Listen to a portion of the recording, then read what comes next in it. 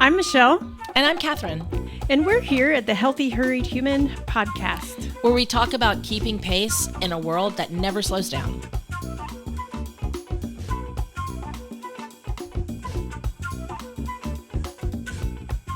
Hi, Jena. I'd like to introduce you to Katherine and anyone who's listening. Jena and I go way back. She has been one of Foxygen's corporate executive clients for a while now. Um, so one of the things I'm not going to do to you today, Jena, is when you say something is do the like beeper. Be like, nah, that's not right. I'm not going to do that to you. Jena's like, thank Perfect. you. Thank you.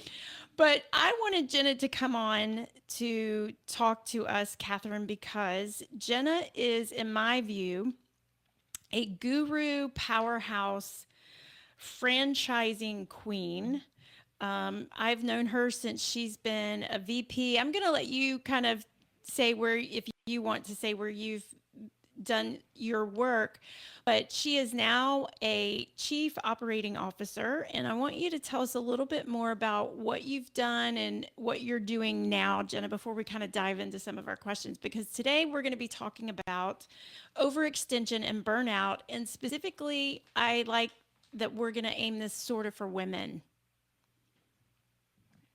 Well, first, thank you so much for having me on. I think that and you'll see kind of as we talk a little bit today, I don't think anybody does anything alone. I think kind of leveraging all of the insights and listening and wherever leaders at whatever level get that from, whether it's podcasts like this, whether it's coaches, I'm a firm believer that we can all kind of be stronger when we leverage the strengths of those around us. So I have been in franchising really my whole career. Right after college, I'm an operations human at my core. I like the way things work. And I think that operations in any business, specifically restaurant franchising, is at the core of how the rest of the business works. And so I started in franchise ops right out of my undergrad, worked for the same company for almost 15 years. Kind of learning all of the ropes in franchising and kind of every different aspect from legal to sales to marketing to real estate development. I've done a few kind of startups since then, and my new role is a group chief operating officer for a fund within a private equity firm that oversees 7 different franchise brands, and I will be responsible. At least as of today, as the brands grow, it may be a bit different, but as of today, I'll be responsible for 3 of those brands. Wow. So, one of the things I wanted to share with Katherine about Jena, I'm a big fan of Jena. She's been one of our clients for a while, and it's just always, I'm always impressed at just your tenacity and all the things juggle, Jena. You know this about yourself. You literally have the capacity, you have a huge capacity for so many things. But Katherine and I were watching another episode or other podcast recently where we heard a woman say something that has just stuck with me. And she said, real leadership is when you lend strength and not play or pull rank. Lend strength, don't pull rank. And I told Katherine, I said, no one demonstrates that better, in my opinion, than Jena Henderson. Because I've known you for years, I've worked with you as a client, and your stories and in franchising, because you go to store openings and heck, you run stores sometimes when there's not enough people there, but the stories you tell, and you're not even trying to bring attention to yourself, but Jena, you demonstrate that leadership because you are the first to roll your sleeves up and jump in because the need is there. And so that is just something I wanted Katherine to know and our listeners to know is um, you have an authority to talk about overextension, being burnout. You have that authority just because you're a human being. We all do, But you are a person who literally jumps in and you do so many different things. You wear a lot of different hats in a span of maybe 8 hours. So it's really impressive. So, my first question to you is how, over your couple of decades in leadership, um, have you seen signs of burnout, and how have you personally experienced Um, Burnout's a big word, it? and I think Is that yeah.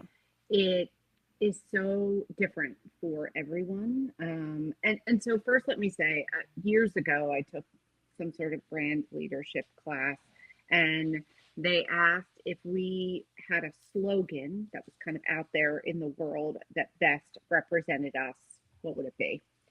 And mine was, I think it's Lexus, the relentless pursuit of perfection. Mm, And that is me, which is almost probably by definition what burnout looks like right before you hit it, right? So, like, I am a walking, talking human example of how it could be really easy to get burnout, right? I am a partner, I am a mother, I am an executive, I am a homeowner, kind of all of these things. And at the same time, my inner monologue is constantly pushing me to do more, is constantly pushing me to like achieve better, learn more. And for me, it's not necessarily about like title or rank or position. um, I love things I don't understand, so I dig into them harder. um, but there's only so many hours in the day. that's right. And so, how do I get all those things done? How do I achieve this relentless pursuit of perfection? Because I know I've only been on here for, the little ticker tells me, 7 minutes and 47 seconds, but everybody can probably already guess that failure isn't something that I love very much. So, how do I get all those things done and not burn out? And I'll answer your question first, which is like, what does burnout look like? It's not mental for me. I know that some people, like, they get distracted when they're burned out, they don't get as much done. For me, it's completely physical. I get exhausted. And so, one of the things, and obviously with the help of people like you, Michelle, I have learned over the years is to really listen to myself and to understand what my body is telling me that it's Mm-hmm. time to take a break. Um, and that doesn't necessarily mean that I have to stop my relentless pursuit of perfection. It doesn't mean that I have to go on vacation for 10 days, because for a lot of people, that's just not the way the world works for them. It does mean that I have to find ways to disconnect even for a moment. And so I do physical things to not be burnt out. I will move my laptop to a different place in the house. I will sit upstairs and watch TV for a couple of hours instead of downstairs, where I'm inclined to pop over to my desk or pick up my phone.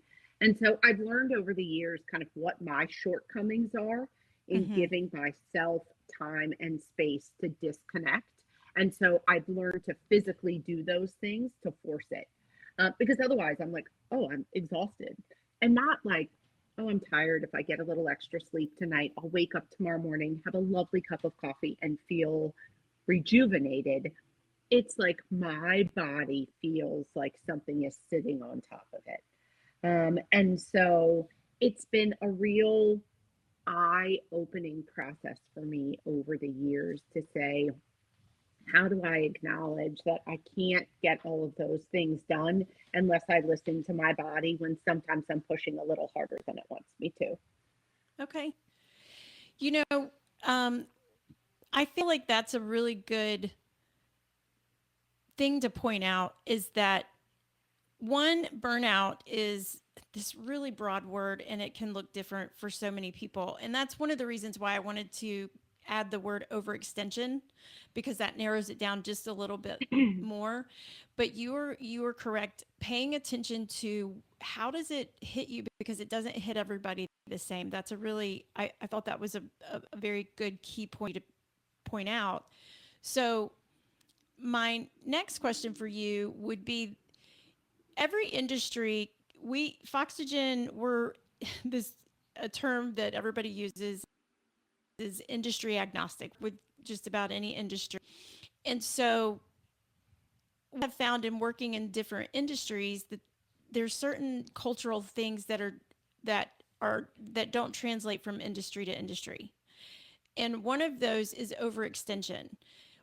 Katherine has the background in construction and right construction and electrical type things. And when she and I've talked about it, overextension looks different in that industry than it does, say, in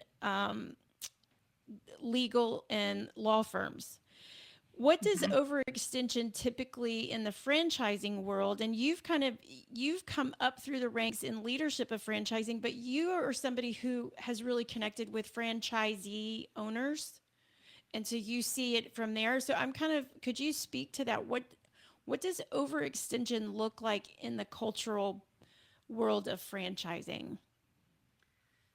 So first, for listeners who don't know a lot about franchising, right? As the franchisor, we are not direct owners of their businesses. We are really the coach in a sense. Right. And Mm-hmm. so we provide systems and processes and guidance, and then they then put them in place in their individual locations, right? So there's, let's say you have a Duck Donuts down the street.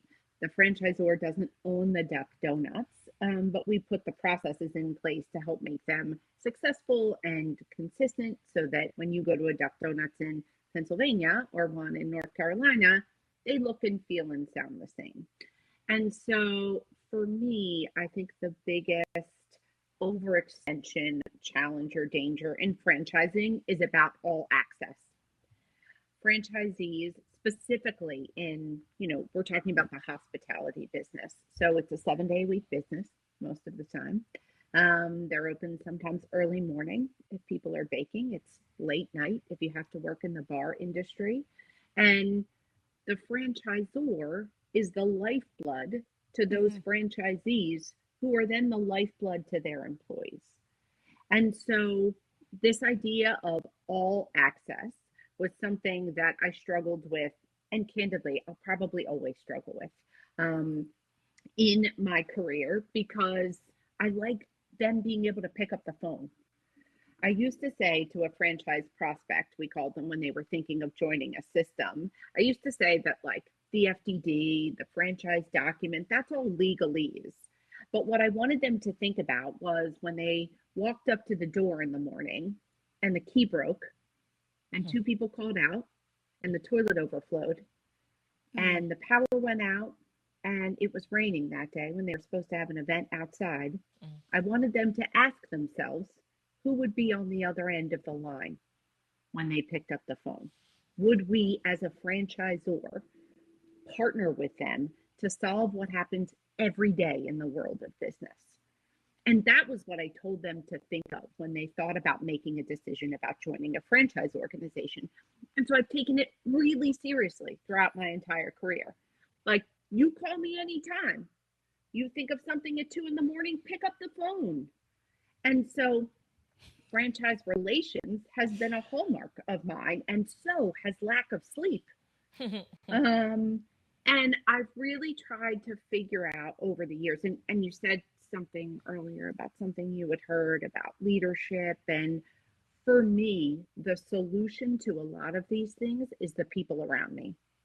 And there is a key difference between delegating to those people and leading those people. Mm-hmm. Um, and so surrounding the brand, not just me, but surrounding the brand with people that share a common vision and want to pick up the phone, right? It doesn't always have to be the same person. It doesn't always have to be me. And so while the norm is this all access, because sometimes that's what it takes to build businesses, it doesn't have to be one person providing that all access. I have to say, Catherine, that as I'm listening to Jenna talk, um, Jenna, you have to tell me if you agree with this statement. When I started working with Jenna 6 or 7 years ago to now, That's a big growth space for you, Jenna, because when I first Mhm. started working with Jenna, Jenna did think it had to be her in the sense that she had to always be the one on the other end of the phone, to now where you realize and you've grown into creating teams, and that you are also willing to delegate and hand things off, and that it doesn't always have to land on you. So I do think that that's a big growth area in your leadership that I've seen over the years. But I don't know that, I think that has to be a growth thing. I don't know if, especially people have the tenacity for perfection like you do. That is something they have to enter into and learn and develop it over time. I And completely agree. I spent a lot of years in the like, I'll just do it myself mode, um, because I knew I had the vision for what I wanted. I knew what perfect looked like. I knew what was going to be right. And all of those things were true. But what I was missing was that if I shared that vision in such a way that wasn't just perform XYZ task, but hey, here's where we're going. And here's why we're going there. And here's how we're going to get there. And here is how you play a role in that. Then those people were running right alongside of me. that's right. And so it wasn't a function of I had to do it all on my own in order to get all the way to Bright. I agree with that. Uh, I'm sorry. I know I'm not adding much to the conversation, but I'm fascinated. I'm fascinated by it. My brain's like churning. I used to work with an employee owned a company that was employee owned, and we'd go to ESOP conferences, and I ran into franchise groups there that were in the restaurant business that were ESOPs. And it can lend itself very easily to this dynamic if you have the support system that you're offering. I mean, I think it's, and I'm understanding why your burnout is physical exhaustion because if you have an all access and what you love is to pour into these franchises, then it's both, charging and depleting at the same time. so let's talk about something that I know you've had to work the muscle on, and that's creating boundaries. Mm, Um, as she looks away. Well, that and yeah. I'm still when Michelle says it's a place of growth for you to get to a place where you don't feel like you have to do it all yourself. And I would love to hear about how you have this, like, I love the idea of sharing the vision and people coming side and implementing because they know where you're going and they know what it's supposed to look like. How do you, like, I have a lot of questions that aren't on the list, Get but like how you got to that, because that's like the goal, right? Is so how do you, was it that they're all achieving your same level of perfection, or was the level of perfection that you had just for your own self? I would say the level of perfection is certainly for my own self, although I am a firm believer in love what you do. And I don't mean like love it a little bit. I mean, if you're going to be the kind of person like that you said that pours into everything, right? That the brand color of my old company was orange. There is still something orange in every room of my house as a reminder. I know I love the color. As a reminder that the brand and my responsibility to that brand and its consumer community and my certainly fiduciary responsibility, that was always my North Star. And so that is the relentless pursuit of perfection for me. So, yes, it's mm, all of my personal goals. But if I look at the overall health of the organization that I'm in as my North Star, then I simply cannot do it without all of those other people that I talked about. And so, if I find other people, and let's like be completely honest, it's not everyone, not everyone that I share this beautiful brand vision with is going to get it. Not everyone that I share it with is going to care. But if there are key players that do, we can achieve more because of it. And mm-hmm, that is what perfection looks like for me. That's mm-hmm. great. That's really great. So at for the Healthy Hurried Human, the concept that we've built this on the whole first season, we, Jenna, the products that we have, and one of them is the wheel, the key functional indicator wheels.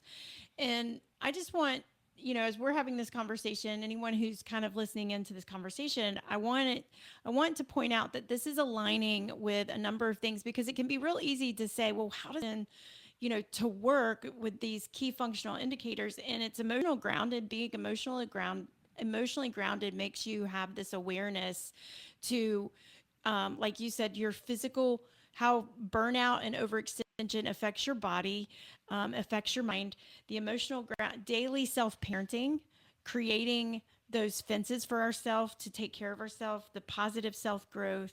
And I'm going to relate it to relationally thriving in a minute, but you're heading into a very new role in leadership, and you're going to have a lot of influence in creating what the culture is going to look like for employees and for franchisee owners.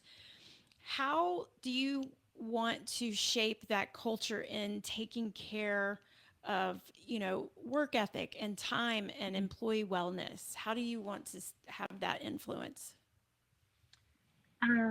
So first, I'm pushing hard on each of the brands to define what this common vision looks like, Mm, because I think it starts way back. I don't think we can expect anything out of teams if they don't know what the North Star is, if they don't know where we're headed. And so I'm saying, before we get into, everybody wants to bring up the org chart. And okay, Jenna, look at the org chart, talk to the people, tell us now what. But I think it has to back up from there. You have to figure out where you're going, what the plan is to get you there. Strategy is like a warm blanket for me. So I mm-hmm. need a roadmap. I am a combination, obviously I'm a high D on all of the tests and all of those things that you see, right? No one is shocked by this fact. But I've also been called a bit of an integrator. I've heard visionary before, but really my challenge in my career has been, how do I tie all those things together? I can close my eyes and see the vision almost instantly once I Mhm. connect with a brand. I know where I want it to go 5 years from now. And then it's my challenge to say, okay, what is the plan to get there? How are we going to do that? And then what are the components of that plan? Which the number one is who the people are. Mm, And so for me, it is making sure the right people are on the bus. And this is a hard one that not a lot of people like to talk about. making sure. Um, Mm-hmm. you have to cut bait if it's not right, and you have to cut bait quick. And I don't mean don't work with people. I don't mean don't try and grow people. I do all of those things. But actually, I carry a card in my wallet that I made for myself and a CEO of mine years ago, because we had someone in our office, and we just worked so hard to make them right, because they had tenure and they were such a good human. And I'm wildly empathetic, right? I don't have a lot of those, like, I don't care about anyone as a female executive stereotypes that you see. That's not me. I love everybody. They're all my family. I mean it. I care about what happens to you outside of work. I want to hear about your day. That makes sometimes those decisions about the right people and the wrong people really difficult to make, because I lead with my heart. And sometimes that is in direct contradiction to the brand North Star, my fiduciary responsibility, all those things. So back to my story. So I carry this card around that I made. It's a gold card. It's like metal. It's shaped like a business card, and it says, "Sometimes the hardest decisions are the best ones to make." And I put the initials on there of some of the employees over the years that taught me that lesson, where I loved them as people, but they weren't the right person for the job. But because I loved them as a person, I kept them in the wrong seat on the bus for too long. And it was detrimental to the brand, to them. Mm-hmm. It wasn't fair to them either, and me, because I ended up doing their work because I felt that. So it was this Right. really That's right. ugly, all do it myself cycle. And I remind myself of it all the time because if you have a plan, I can't do it myself. I can't, despite like my younger hubris, right? That thought that I could do all the things for all the brands all the time. I can't do any of it myself. But it has to be the right people that kind of share the vision and want to work hard and share that same sort of passion for brand growth and the brand we're working on. And if we don't, we've got to find them because otherwise I can't move forward. I think that you're giving some really great advice about really thank you so much for sharing your personal about development and personal positive self-growth of saying these are my signs when I'm becoming exhausted, and to also emphasize to the people who are listening, burnout can look like different things to different people, and the solutions can be different things for different people. And thank you for sharing that because it's making me think through that. I recently was talking with someone about values, and one of the value systems in my personal family was we don't have is how to identify stress.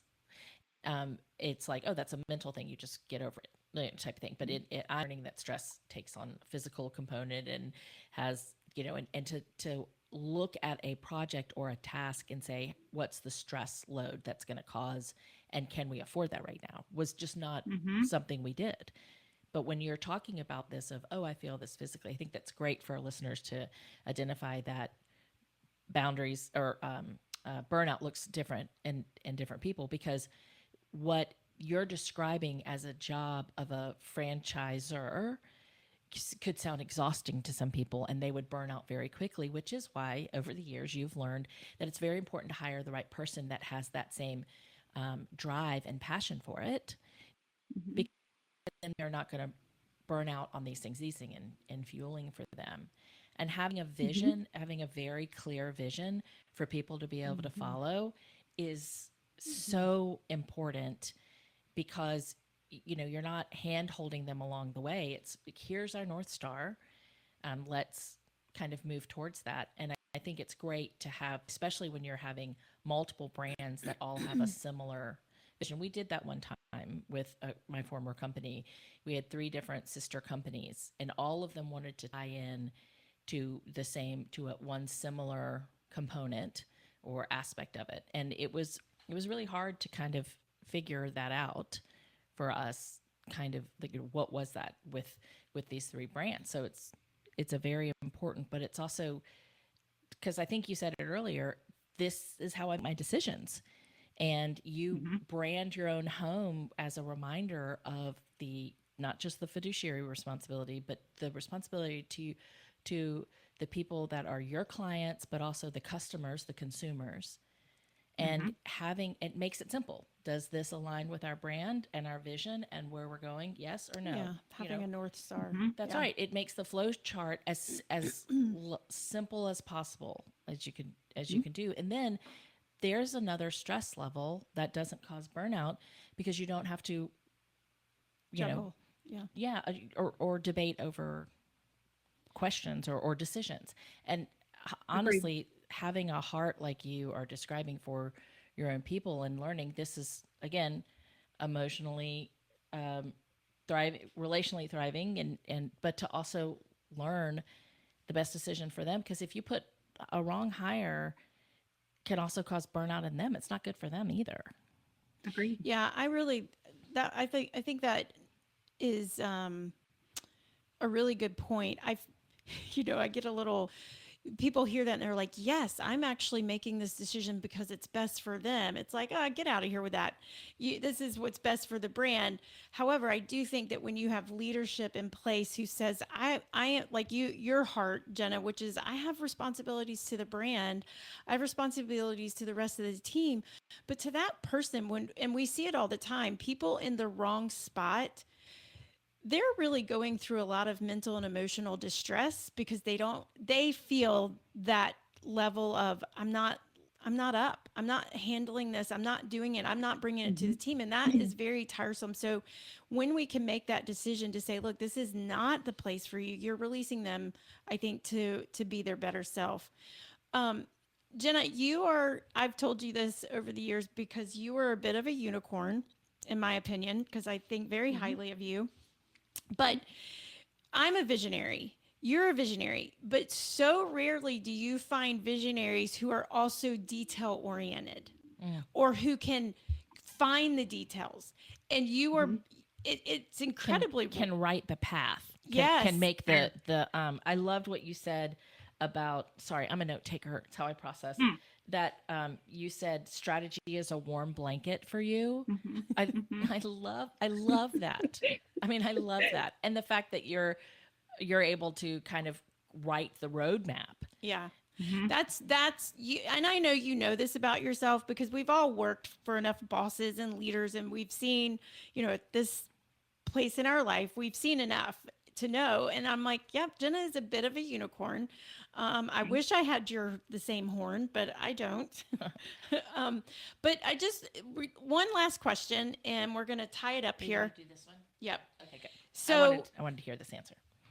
you know, I think a lot of leaders would say that overextension is kind of, even if they're not going to admit it, they feel this or they think it. It's a badge of honor to Mhm. really overextend. Mhm. What would be your advice to other leaders who are possibly listening that think that way, even if they won't say it out, outspokenly? What do you say to a leader to say, look, it's okay to slow down. It's okay to put some fences around what you're doing, because you've obviously learned that, because like we said, that growth area for you where you thought there was a time where it had to be you all the time, 100%, to I know I can develop a team. What would you say to a leader who's thinking it's a badge of honor, one, to be overextended, and who might be afraid that it's going to reflect poorly on them for them to slow down or to create, I'm gonna say, instead of boundaries, just some good healthy fences? Fair. I think I'd answer it in a couple ways, right? To the future leaders, and I'm going to talk about people that share the same kind of Mm-hmm. inner pursuit for perfection, right? Because I also think what that success looks like is different for everyone. So I will say to people who want to get there, yeah, run really hard. Um, I ran really hard in the beginning of my career. I did. I was the one who stayed late. I did it. And candidly, I would do all those things all over again, kind of as I was coming up. Not That's in an fair. effort to say I stayed the longest. I ran the hardest. Although in those moments it may have felt like that. What I would say is it because I learned the most over that Mm. period of time. I was the one that said, nope, I don't know how to do it, but give it to me and give me a minute. And if that meant working a little harder to learn something new for myself, then for that reason, it was worth it. It wasn't staying late just to say I punched a clock. I was the last one to leave the office today. Mm-hmm. It was saying I'm staying late because I'm teaching myself something new, because I'm making myself more valuable to the company, because I'm contributing to this overall strategy that I wasn't yet shaping myself. And so I'm in full support of those things. On the other side, listen to your body, right? Like, don't be crazy. Don't sleep only 2 hours a day, right? Nobody wants that to happen. But I think it's okay to say, I will go above and beyond in my quest to continue to be a better version of myself professionally. Um, and then to me now, right? To the leaders now, kind of saying, how do I not be the last one to leave the office? I think it's just about leading. I think it's about finding the right people around you and recognizing that you can't do all of those things alone. Um, have a vision, have a strategy, share it with others, and then surround yourself with people who you can pass on that zest for learning to, Mm-hmm. so that we can grow together. I don't think that going fast always means you achieve more. I don't think that working longer hours always means that you get more things done. The idea is, how do you build a team, whether it's one or 100 or outsourced vendors, right? For years, I had my dry cleaning picked up and dropped off at my house. And it felt like this really silly expense, but I was a leader. I was getting my MBA. I was doing like all of these crazy things at once. My personal life was like a bit nutty. And I thought, what are the things that I can cut out? Because I want to give more to these things over here. And I'm acknowledging that there's literally so many hours in the day. And so when I say lead, I mean all of it. Look at the whole thing holistically and find ways around you that you can achieve more things without doing them all yourself. Do we have time for me to ask one quick follow-up question? Yeah. Okay, so many people that we meet in the younger generations are not willing to give that much to a company that you described in the beginning. They don't want to be the last one, and they are saying everything you challenge people to do, they're internalizing it as being taken advantage of. Yep. Oh, this is good. This is getting into a whole different episode, but I'm like, I want to hear how would your you take on I this. know Jenna. we could talk about this all day. Would you still give them that same advice? Because I know the wisdom in what you're saying, because I've seen it. But I would like to know. But I know what my answer is. But I would love to hear. Would you give that if someone says, "Yeah, but they're taking advantage of me. They're making money, and I'm not seeing the money," or how would you address that? I think there's my like what I say to myself in the shower when I think about some of those things, right? Because that is very different. That is, I'm like, stop it. Nobody's taking advantage. Now, look, are there people out there that like take advantage of people that want to work harder, learn more, give more to grow? 100%. I've met them. They've taken advantage. So trust me when I say they exist. But here's what I will say. You as a emerging leader in any field are not simply going to have the world handed to you. You are not simply going to be better because you want to be. You will not be stronger, smarter, more well-rounded just because you say it's so. Does that mean that you have to do things that break your boundaries and make you uncomfortable? Maybe not. Maybe what it is you challenge yourself to learn more in the work hours, that you use technology, or you listen to podcasts, or you leverage people around you that you have a conversation about, over the dinner table, where you're growing in a different way. I rebel against this idea that you can do the bare minimum and then someday turn around and say, look how much I've grown. Yeah. I completely reject that idea. But that doesn't mean that you have to give up your home life. It doesn't mean that you have no social life if you want to grow. It doesn't mean that you can't get married, have children, get a dog, own a goldfish, go shopping, have a hobby. You can have all of those things. And I say that because I have all of those things.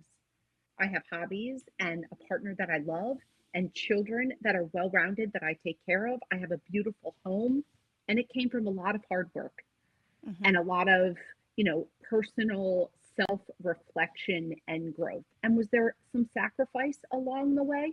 Absolutely. And I would do all of it again if you asked me today. And so what I would challenge people to do is say, okay, fine. You don't want to stay late? Don't stay late. Figure out another way to do it, though. That's right. Figure out another way. There's only one way, and it's through. We're laughing because somebody has decided to drill a hole in a wall somewhere nearby. We don't know if you can hear it, but oh, I can't. All right. Oh, good. Well, good. Jena, we have run out of time, but I just hope everybody sees and knows what I have known for so long about you, that you are a powerhouse unicorn, and I'm a big fan of you, and you do pretty much everything you do with perfection. So thank you for joining us. We have really enjoyed having you. And I really thank you for being a guest to kind of bring to life examples, true life examples, and sharing your lived experience so that we can share with others. Really appreciate your time. Yeah, thank you both so much nice for to meet having you. me on. It was a pleasure. Yeah, it was nice to meet you as well. And Michelle, as always, I will attribute so much of who I am today as a human, as a mother, as a partner, as a professional, to kind of the guidance you've given. So it has been my honor to be here and kind of help pass this along to others. you're very kind. Thank you, Jena. We'll talk soon. Take care. Thank you. Have a great day. The Healthy Hurried Human podcast is presented by Foxygen Consulting. At Foxygen, we provide business and performance psychology and consulting. We believe healthier people make a healthier workplace. Foxygen Consulting, breathing new life into your organization.